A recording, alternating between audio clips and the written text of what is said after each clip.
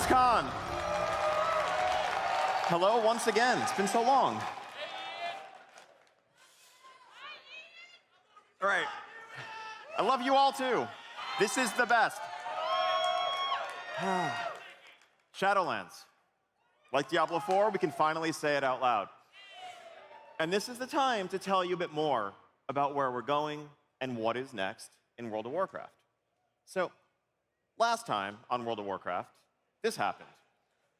The sky shattered, and we are left staring across the veil between life and death into a small piece of the Shadowlands. Well, what does that mean for us exactly?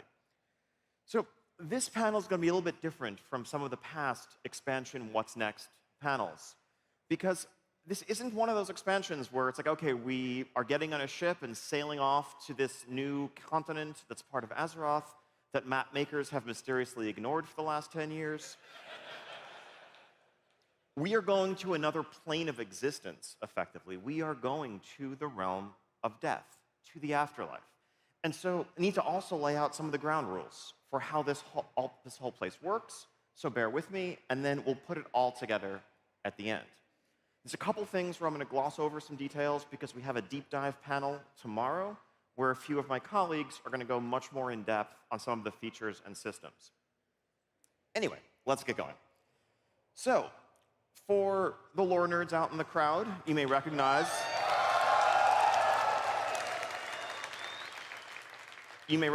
this, the Warcraft cosmology, which lays out the 6 primal forces that define the Warcraft universe. We have light and shadow, order and disorder, and yes, life and death. And so where and what is the Shadowlands? It's right there. It's been right there in front of us this whole time, just on the edge of reality, separated from us by this veil that has shattered. And that's where we're going. So to kick things off, let's talk about some light topics, like what happens to us after we die. In Azeroth or other worlds of Warcraft, anyway.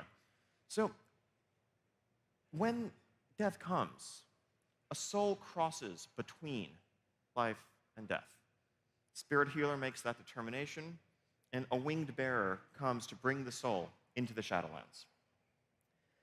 And souls come before a mysterious entity, an ancient entity, known only as the Arbiter. The Arbiter, since time immemorial, has functioned in this capacity. And when that soul comes before her, in a fraction of a second, every one of the contents of that soul is laid bare before her. All the deeds, the misdeeds, the thoughts, the aspirations, the triumphs, and the failures are felt, absorbed, and understood by the Arbiter.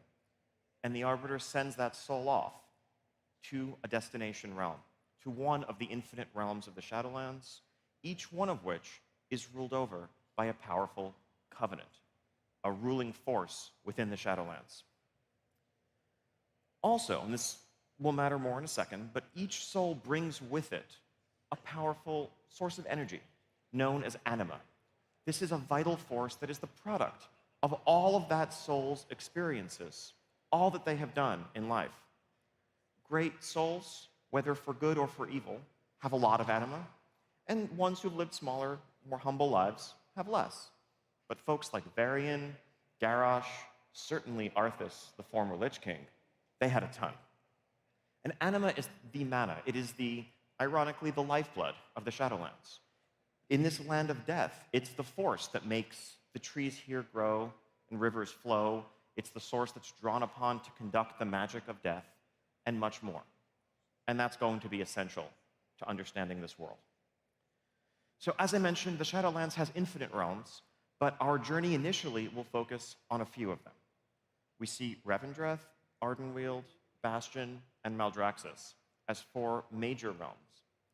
Oribos, a city which stands in the center of it all, and this mysterious region known only as the Maw. Let's start talking about them. So first off, Bastion. Now, for each of these zones, I'm going to start by showing a piece of our internal concept art that helped define the look and the feel of the zone, and then we'll see how that turned into reality within the game. So this piece, which I'm sure you're all seeing for the very first time ever as an exclusive part of Blizzcon, reflects our artist's early take on the splendor of Bastion. Bastion is ruled over by the Kyrian Covenant.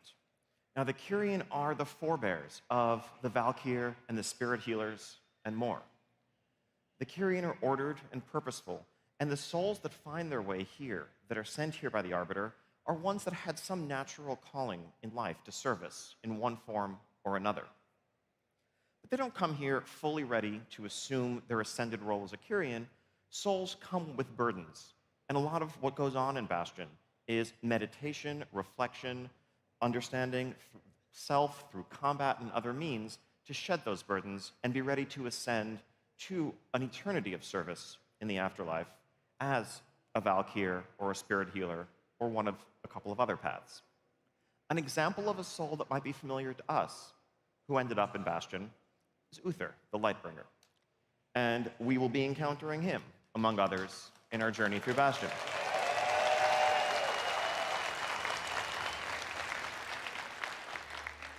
And of course, if you haven't had a chance to check it out yet, Bastion is the zone that's playable here on the show floor today.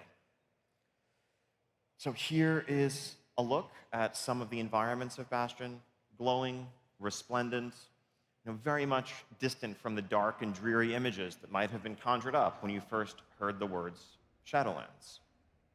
Because the land of death is not all darkness. There's a distinction there.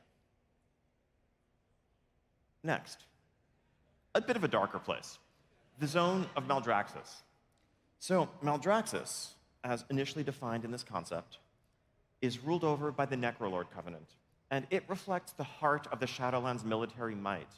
The souls here defend the Shadowlands from external forces and wage war on the enemies of death.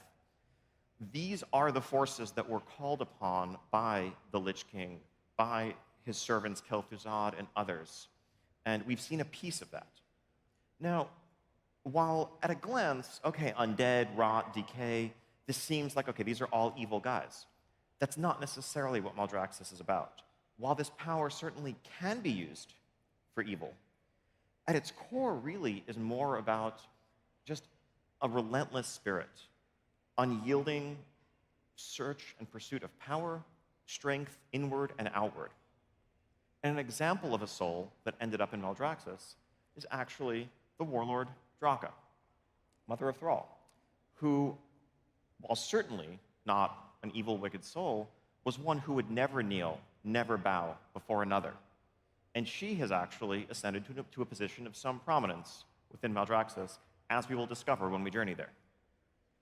Let's take a look at how this is coming together. Now, if you think of Legion as the old Burning Crusade look and feel dialed up to 11, Maldraxxus is very much Eastern Plaguelands, the Scourge, and more, taken to the nth degree. This is the source of that power, and much more. Next, Ardenweald. Ardenweald is an enchanted fairy forest, and that was what we were setting out to create, and this concept by our environment team really helped define that look and the general vibe that we were going for.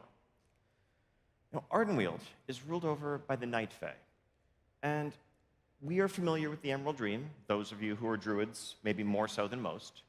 And if we think of the Emerald Dream as a reflection of the spring and the summer, part of nature's cycle, Ardenweald reflects autumn and winter. It's a place of rest, yes, of death, but also of preparation for eventual rebirth. Because the journey into the Shadowlands isn't necessarily a one-way journey. And spirits of nature are the ones who are called powerfully to Ardenweald, and most of them come here to rest and to prepare to serve the wilds once more. An example of a powerful, well-known soul who ended up in Ardenweald is actually the demigod Cenarius. When he fell before the axes of Grommash Hellscream and his band of fel-infused orcs, his soul passed into Ardenweald, where he rested and recovered and returned to serve the wilds in a time of need during the events of the Cataclysm. So here's a look at how that those concepts have been translated into in-world environments. As you look up in Ardenweald, you're looking at the underside of canopies of magical ancient trees that almost look like staring up at the night sky. But there are also some parts of Ardenweald that aren't faring quite as well, that also reflect some sorts of powers that we may have seen recently, especially for those of you who are playing Alliance in Battle for Azeroth, because Ardenweald is also deeply connected to the Drust, who come from the Land of Death. Fourth up, Revendreth. Revendreth is awesome. It's basically just a creepy Gothic zone, miasma, soaring castles, villages in their shadow, and terrors and horrors lurking around every corner. Revendreth is ruled over by the Venthyr. This is our fourth major covenant. And Revendreth, unlike the other realms, maybe isn't the place that you would want to go or hope to go as a soul passing into the Shadowlands. The souls that the Arbiter has sent to Revendreth over the years tend to be the ones that have some flaw, whether it's pride or some other problem that's kind of blocking them, that's hindering their ability to serve the Shadowlands in one of the other known paths. And they come to Revendreth to atone, to do penance for their misdeeds, and potentially to be redeemed, and to move on to one of the other realms, or perhaps not. Revendreth is not a particularly fun place to be, but it's an essential part of the engine of death that is the Shadowlands. An example of a soul that came here, and whom we will encounter in our journeys, is none other than Kael'thas Sunstrider.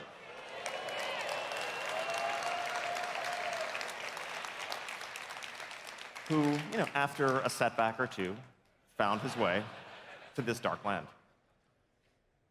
So here we see, just sort of a look at the landscape, the silhouette of the spires that define the environment. This is one of my favorite zones. I can't wait to explore it. I can't wait for all of you to check it out. There are also parts of Revendreth where the light has actually broken through the clouds and seared the earth, and some are actually caged up here because exposure to the light does horrible, horrible things to many of the souls of this land. Okay, so I've used the word covenant a whole lot. What is a covenant? So a covenant is the ruling power of the Shadowlands. There are four major ones we're going to be encountering: the Kyrians in Bastion, the Necrolords in Maldraxxus, the Night Fae of Ardenweald, and the Venthyr of Revendreth, as described. Covenants are also really the #1 major feature of Shadowlands. In Battle for Azeroth, we had a few different smaller features. We had islands, we had the Heart of Azeroth, we had warfronts. Covenants are more like a garrison or an artifact in the sense of being what we call internally a build-around feature. They're integrated into every aspect of the game, and they're an essential part of your journey, your progression, your power, and more. Each of these covenants, as you encounter them in your journeys, will seek your aid, because you are a powerful, mighty hero who comes with some unique abilities, seeing as you actually are tethered to the land of the living, and you are coming alive from Azeroth, which we'll get to in a second. And of course, in exchange for this, each one of them offers access to their power and a variety of rewards. And so each of you will have to make a fateful choice. Which covenant will you join? Let's take a look at what that will mean for you. So a covenant entails multiple things. First off, each covenant has its own large narrative endgame arc. So in Battle for Azeroth, we had the Horde War campaign and the Alliance War campaign. In Shadowlands, we have 4 of those. Each one opens up at max level, depending on your choice, and will lead you through the world in different ways as you unravel the mysteries of the Shadowlands, but do so in pursuit of your covenant's goals and working to empower them and thus yourself. Each covenant also brings with it 2 active abilities. One of these is class-specific. It's a combat ability that will change your moment-to-moment gameplay. The other one is a universal ability that all members of that covenant will share. And if you check out the demo here today for Bastion, you can see the Kyrian abilities for any given class and mess around with them. Next, covenants bring with them an endgame progression system. There's a ritual known as soul binding, where as a member of a covenant, you can bond your soul to a powerful denizen of the Shadowlands, enhancing your abilities, unlocking new ones, and having a ton of customization there. At a glance, I know this sounds like, OK, this is the artifact system, this is the Heart of Azeroth for this expansion. In some ways, it builds upon lessons learned from both of those. First and foremost, there is no artifact power to grind. This is not a... Yeah. Because honestly, like, that was an essential starting point for us when designing the system. I think one of the lessons we learned from Legion onwards is there is something great about having endgame goals and customization and things to work towards, and to not just have the things that modify your character come to a screeching halt when you hit max level. The flip side is, despite systems of diminishing returns and the other things we had in place in Legion and BFA, there's no question that there are social pressures. There are things that make it feel bad to play alts, where if you're not doing X amount of things every week, you feel like you're falling behind. You're letting your team down, or you're letting your own characters down. We want to have a world where you can have goals to work towards, customization, differentiation, without the grind. More details on this to come. We're going to be talking more about Covenants in our deep dive panel tomorrow, but that's an essential piece of this.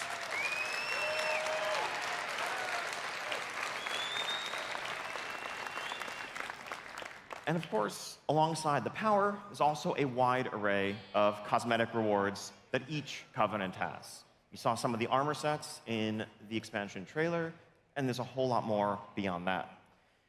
Each Covenant also has a home base, effectively, a sanctum. This is a cross in some ways between the Legion-class hull, but also the general feeling that you might have had back in Legion playing through Suramar and restoring Shalaran and building it up from this dingy, dusty, dark hole in the ground into a base with a teleportation network and allies that you'd recruited. And as you work to restore your Covenant's power, you will benefit from that, but you'll also be making choices along the way. Let's take a look at some of these rewards. So if you join the Kyrian, let's say you're a warrior, this might be the plate set of armor that you can earn, a mount that you can earn, the active ability that all Kyrian warriors will have, Spear of Bastion. If you joined the Venthyr or you joined the Night Fae, you would have a different ability there. And Unburden, a utility movement ability that all members of the Kyrian Covenant will have. With Covenant rewards, we're also looking at exploring some new cosmetic options. Recently we've seen a couple of fun cloak replacements in the form of a backpack or totems on the Tauren Heritage armor. We want to do more with that to really change the silhouette. So, different Covenants.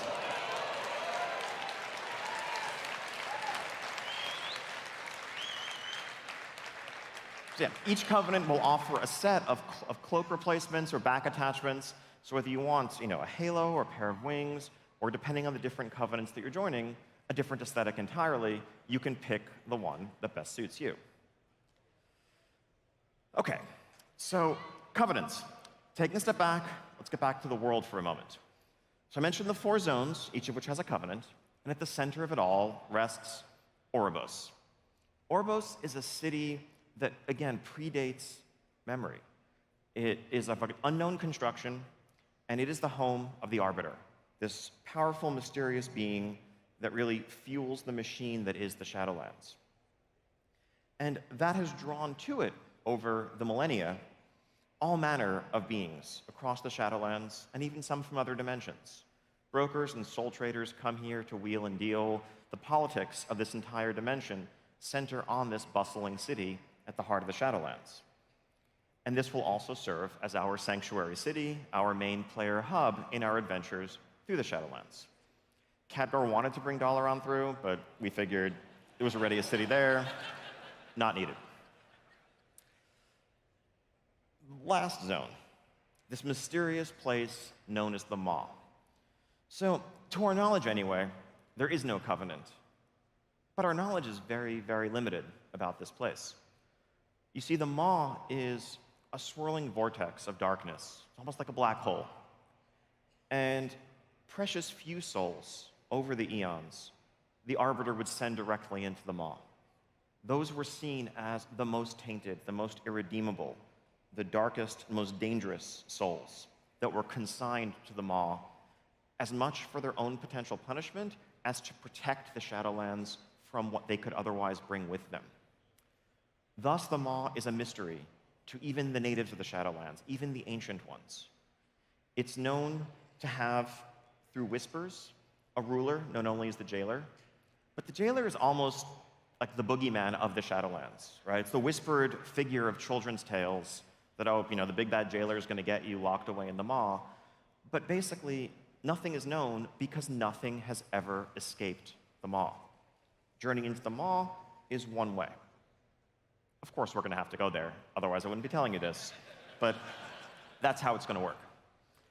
OK, so what I just described is how the machinery of death has functioned throughout World of Warcraft's history, throughout the universe's history. But that's not how it's working right now. Death itself is broken.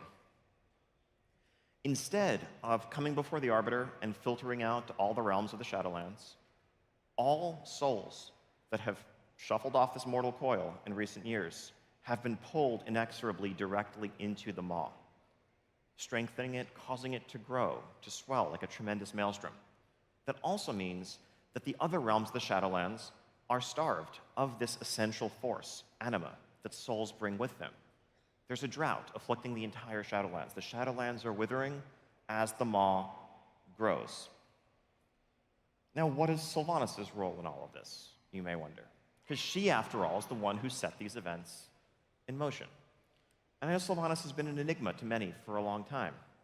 She, at times, can be an inspiring figure, but then at other times, especially recently, it has seemed like her actions were calculated to cause the maximum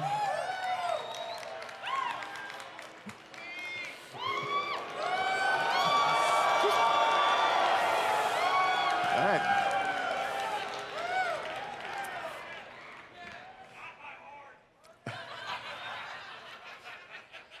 So yeah, slightly contentious issues here. At times recently, it seemed like her actions were calculated to cause the maximum amount of death possible. What if they were? And who is this mysterious figure that we saw briefly a glimpse of in the expansion trailer earlier today? It's not Arthas. Arthas is dead. I'm sorry.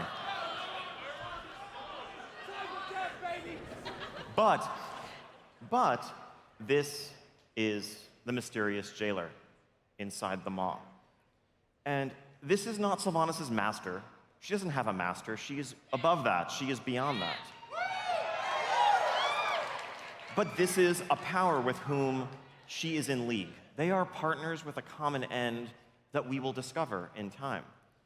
And many have wondered, how has Sylvanas grown so powerful in recent years? How did she go from a mighty Dark Ranger, but one who had to flee the Lich King back in Wrath of the Lich King when you confronted them in the dungeon, to one who could stand up, smite Saurfang, and face off against Bolvar?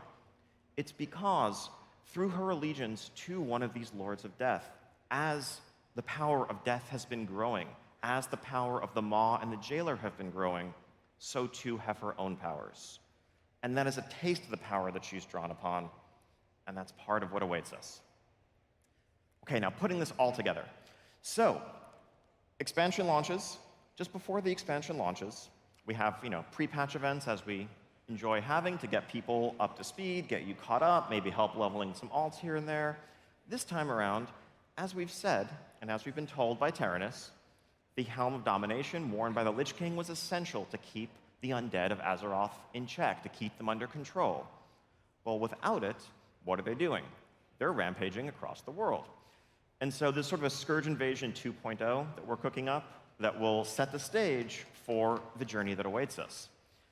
So in the weeks leading up to Shadowlands, as the heroes of Azeroth fight to defend their homes and families and friends from the rampaging undead, they will also muster their forces to make for Icecrown and try to attack the source of this evil where it began. A key leader in this is actually going to be Bolvar himself. He did not die. He was defeated.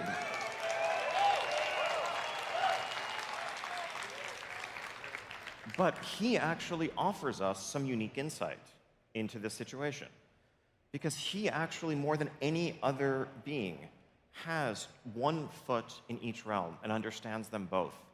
When he was seared by the dragonfire of Alexstrasza, he was infused with the power and the energy of life. That's what was able to allow him to keep the powers of the undead at bay as he wore this helm. But having worn the helm, he has seen into the other world and understands what awaits us. And he and his Death Knights can also help us cross over into that world to understand what's going on there and to have a chance at saving our own. And so we will make for Icecrown, we will cross over, and we will end up in the Maw, because that's where everything that goes into the Shadowlands is going. And our journey ends there. It's a really short expansion. Now, that, obviously not. So we, heroes of Azeroth, with a unique bond to the world soul of Azeroth herself, find ourselves uniquely able to escape the Maw. Not all who come with us will be able to escape. Some of our friends and great champions of Azeroth will be trapped behind.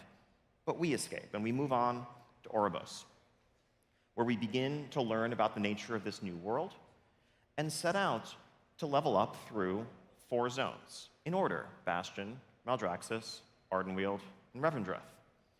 So unlike the last couple of expansions, we want to get back to having a strong narrative arc that can span multiple zones. And so all people entering the Shadowlands will go on this journey.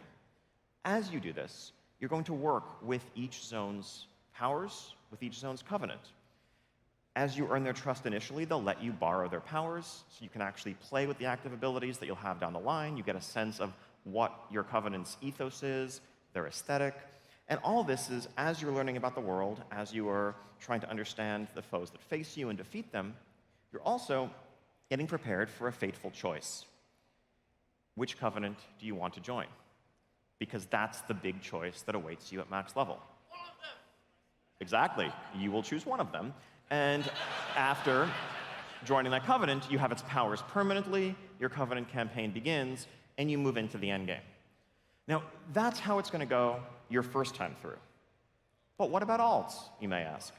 So one of the big things that we got out of non-linear leveling in Legion and BFA was flexibility when you're leveling your alts. You can have a different journey on one character versus another. But what we lost was the ability to tell a single, strong narrative story. We want to get the best of both worlds this time around. And so on your alts, once you have one character that's made it through this journey a single time, we want to say, well, we know, breaking the fourth wall for a second, that you as a player, you understand how the world works. We don't need to teach you how covenants work. We don't need to teach you about the Shadowlands. So let's just let you pick a covenant right away, if that's what you want to do.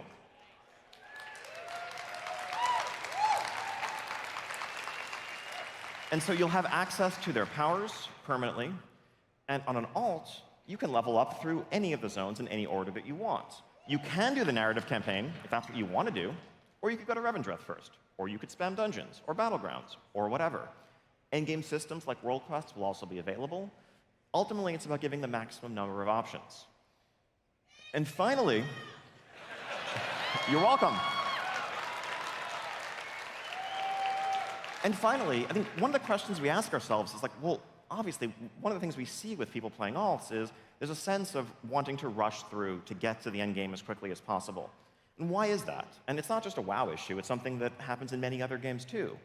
A lot of the time, once you've been to endgame, you realize that a lot of things before then don't matter.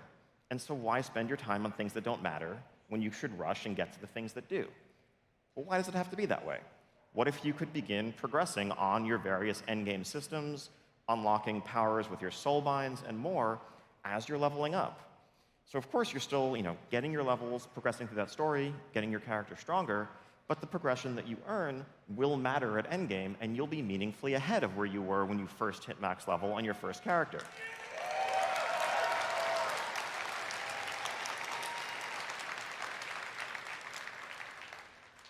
Okay, so back to our max level experience.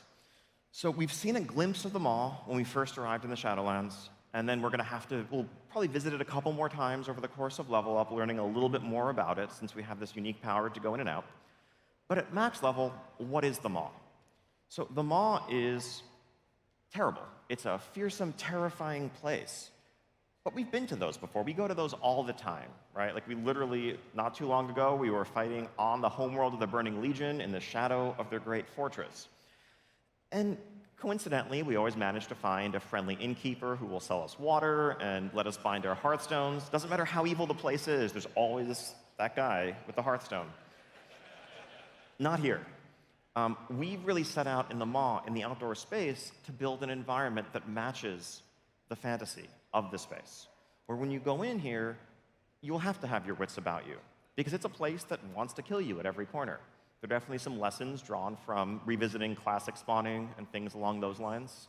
And it's a chance for us to explore some new types of outdoor world gameplay. We're going to have a lot more to say about this at our deep dive panel tomorrow, but I just wanted to tee it up. This is a place that you'll be going to only at max level, and you'll be delving in here to uncover the mysteries of Sylvanas, the Jailer, and much more. At the center of the maw is this mysterious place called Torghast, Tower of the Damned. Yes, this is the tower that you saw sticking out of the sky above Icecrown Citadel. What does that mean in gameplay terms? I would call this our second major feature after Covenants. Because Torghast is a bit different from anything we've seen before. What Torghast is effectively an endless dungeon. It's ever-changing and defies the laws of reality in a lot of ways. Crafting Torghast, we looked for inspiration to a lot of our favorite roguelike games. And well, what does that mean? It means an environment that changes each time you come there. When we create this experience, we want it to be one that you can enter solo or with friends. If you want a sense of endgame progression that is meaningful and challenging, that doesn't require bringing a group with you, Torghast is there for you. Of course, if you want to bring your friends with you, don't say no, you can do that too. As you ascend the tower on visits that will change from run to run, from visit to visit, you can earn permanent upgrades that you can take out with you, but also, on the course of your visit, you'll be able to absorb powerful concentrations of anima that massively change and enhance your powers. Because this is one of the other really fun parts of roguelike gameplay. It allows us to offer huge upgrades, transformative things that make each visit different from the next. You can play to your strength, shore up your weaknesses, and much more. This is the thing we're going to talk a lot more about tomorrow, just teeing it up here. But just a random example of a choice that you may be faced with early on in your journey into Torghast. Let's say you're playing a shaman. You get a source of upgrades. Do you want some, passive damage and healing, which of course everyone wants, or a permanent transformative upgrade to one of your abilities that will last throughout the rest of your journey? A different journey might offer different options and different upgrades. None is going to be quite like the others.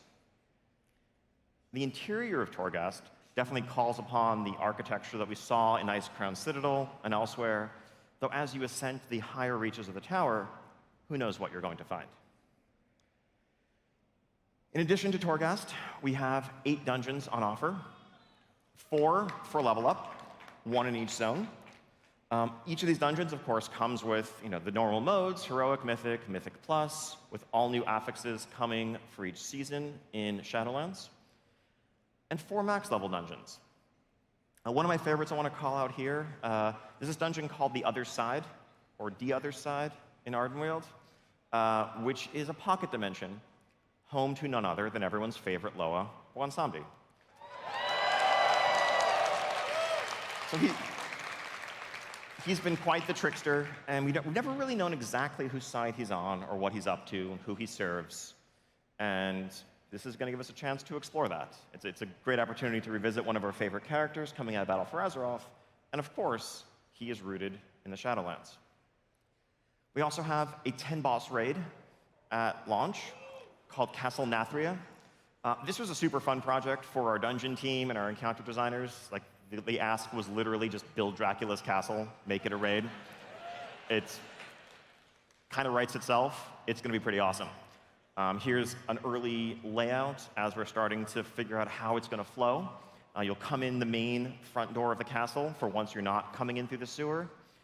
And it's a winged raid, so you'll have a choice of descending into the catacombs or exploring the royal quarters, each of which have 3 more bosses. Once you've cleared both of those wings, the upper reaches of the castle will become available as you ascend to the upper spire to face the lord of the castle himself. Okay, so talked a lot about content. Let's talk a little bit about systems. Again, I'm going to touch on some things briefly here that we're going to get into greater detail about tomorrow with the deep dive.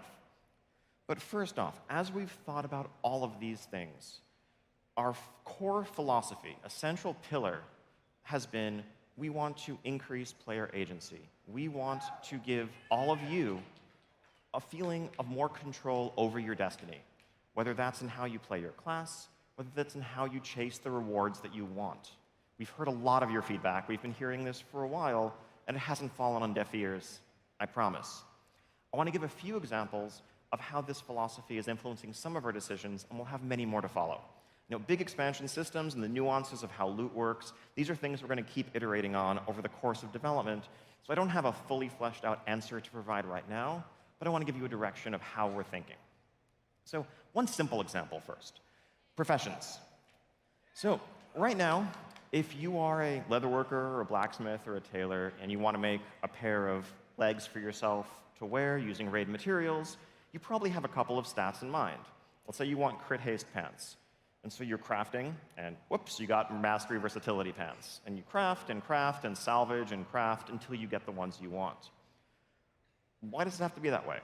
What if you could take a crit gem and a haste gem and add them as optional materials to your craft and be guaranteed to get a crafted item with the secondary stats you want?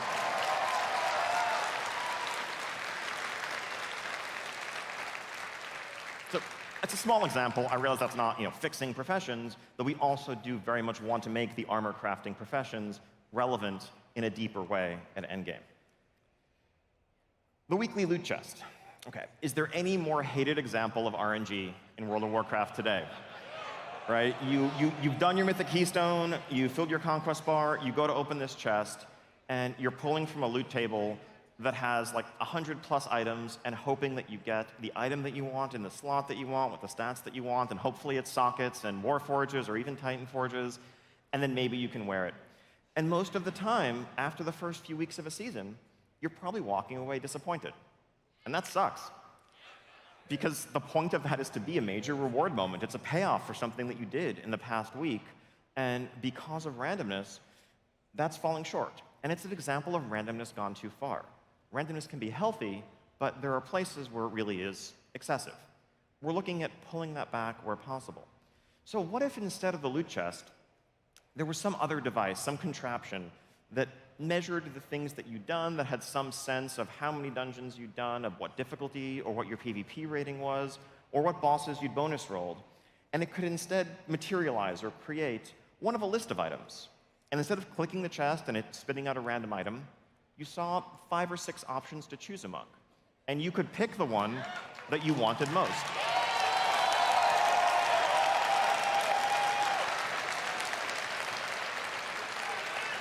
And so that's the kind of thing we're aiming for, with also some universally relevant fallback option if you don't like any of those items, so that you always at least feel like you made some progress towards some goal instead of walking away disappointed. Legendaries. So, okay, here's the thing. Legion legendaries were super fun. They were exciting items that transformed your gameplay. 99% of the complaints that we heard about Legion legendaries were in how they were obtained. Having the Power Blast bracers was awesome. It made you play differently as a Fire Mage, and it was strong. Having Prydas, when the other Fire Mage in your raid group had the Power Blast bracers, and having nothing you could do to change that, did not feel awesome. So we want to bring legendaries back in Shadowlands, but rather than have them be randomly obtained, we want them to be something that you can work towards actually crafting through your work in Torghast.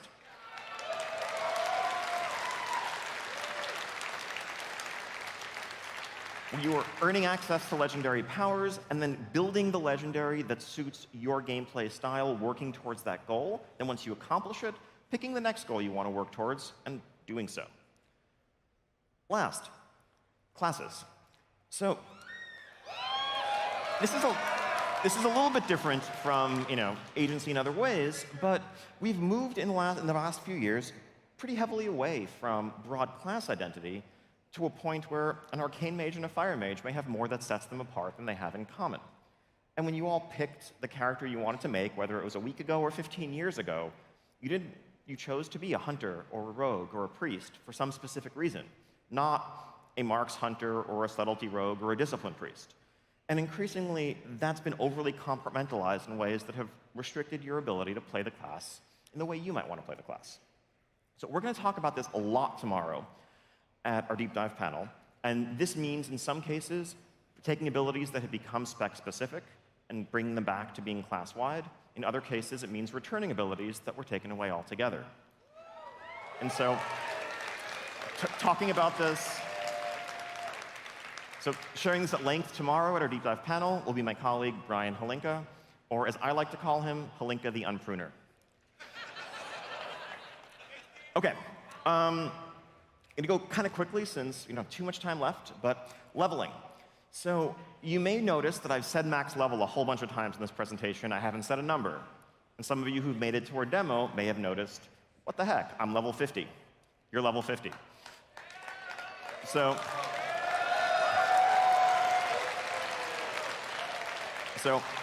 existing 120 characters are 50, everything scaled smoothly in between, and you will level from 50 to 60 in the Shadowlands. Why are we doing this? Why these numbers? Ultimately, it's about making the experience better paced. We have hundreds of hours of content that we've built in the game over the last 15 years. We don't want it to take hundreds of hours to get to max level. We want to speed up the rate at which you level to get into endgame and give you more freedom and options in how you do that. But if you're getting a level literally every 10 minutes along the way, that starts to feel a bit silly. So this number allows us to better match the content that we have that should be experienced on the way to max level, and also get back to a place where every level, every time you fill that bar, gives you something, because this is an RPG, and that's what levels should do.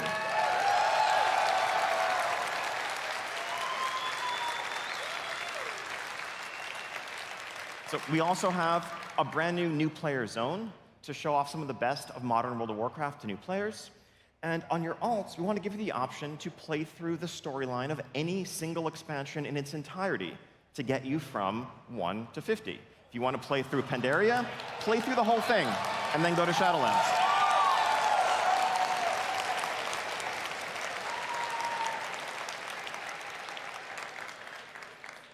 OK.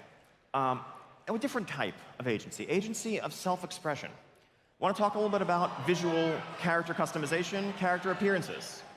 Right? Like, everyone here, you have this powerful connection to your WoW character. I've seen people spend way too long messing with hairstyles, picking the exact look, the exact facial expression, because that's your avatar in the game. That's your connection to the world. We always want to do better there. We always want to increase the fidelity. We want to give more options. And so in recent expansions, we've done things like add allied races or improve the combat animations. This time around, our focus is on improving the customization that's available to the original World of Warcraft races. Now, what I want to share with you, I'm going to share with you a few examples of our work in progress from a few WoW races. But the idea here is just to give more options than ever before so that you can actually look and feel like you want to feel and different from the others around you who play the exact same race. So let's take a look at some of what's in store. Trolls. So for trolls, we want to give you options for different skin colors, hairstyles, tusk shapes, piercings, body paint, tattoos, and also amazing things like the ability to set your eye color different from the look of your face. Because, I don't know, it's 2020, the technology is finally there. What can I say? Dwarves. So similarly, you want some, you want that Wildhammer look, go for it. Different skin colors, hair colors, and more. Maybe you play an undead, a Forsaken. And you don't want all of your bony parts sticking out of your flesh. Or maybe you do. Up to you. And last but certainly not least in my examples, humans. Perhaps you play a human in World of Warcraft and wish that you could play a character that looks and feels a little bit more like you. We agree.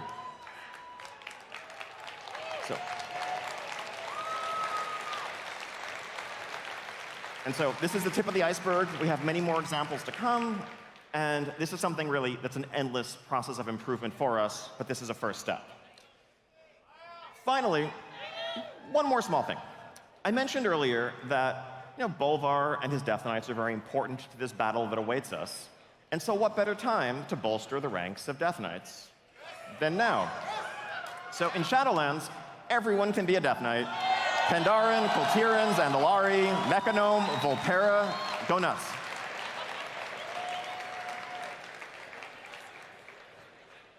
All right, that's all I got for now. Thank you so much for joining me on this whirlwind tour of Shadowlands. Lots more information tomorrow. So right here tomorrow, we'll have our deep dive panel at 11, just before noon, and then Q&A and developers' tales later in the day. Enjoy BlizzCon. Have a wonderful weekend. I love you all. Thank you for attending World of Warcraft, What's Next? Coming up, Hearthstone, What's Next?